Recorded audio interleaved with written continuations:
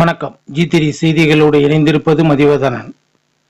தஞ்சை நாடாளுமன்ற தொகுதியில் வாக்குப்பதிவு மந்த நிலையில் உள்ளது. இனி தேர்தல் வாக்குப்பதிவு நிலவரம் குறித்து செய்திகளை பார்க்கலாம். தஞ்சை பாராளுமன்ற தொகுதியில் தேர்தல் என்றாலே ஒரு சுறுசுறுப்பும் விறுவிறுப்பும் இருக்கும்.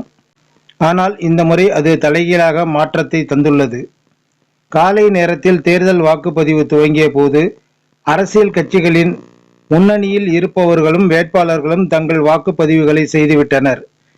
தஞ்சை மேயர் சன் ராமநாதன் தன் குடும்பத்தாருடன் வந்து ஜனநாயக கடமையாற்றி தனது வாக்குப்பதிவு செய்துவிட்டு மகிழ்ச்சியுடன் ஒற்றை விரலை உயர்த்தி காட்டினார்.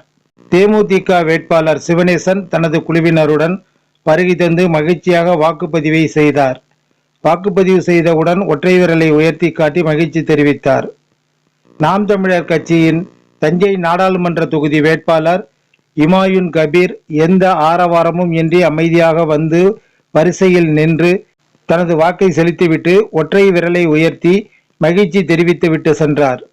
வெயிலின் காரணமாகவோ என்னவோ வாக்காளர்கள் கூட்டம் மிகுதியாக காணப்படவில்லை. மதிய நிலவரப்படி 42% வாக்குகளே பதிவாகி உள்ளதாக அங்கிருந்து வரும் தகவல்கள் கூறுகிறது.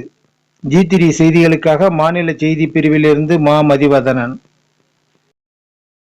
உங்கள் ஊர் நிகழ்வுகளை உடனுக்குடன் தெரிந்து கொள்ள G3 ஆன்லைன் டிவியை சப்ஸ்கிரைப் செய்யுங்கள்.